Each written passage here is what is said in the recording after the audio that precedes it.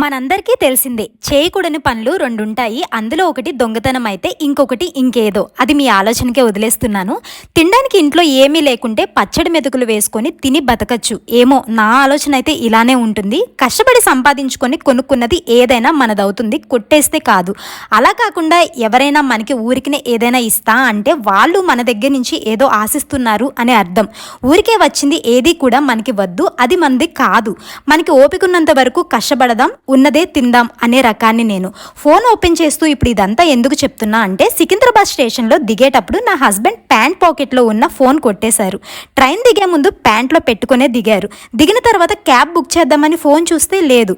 ఇంకేముంది, కొట్టేశారు. అది ఎలాగో చాలా రోజులు యూజ్ చేసిన ఫోనే. 2 monthsలో కొత్తది తీసుకుందాం అని అనుకుంటున్నాము. కాకపోతే ఆ ఫోన్ మా వారికి మంచిగా అనిపించింది.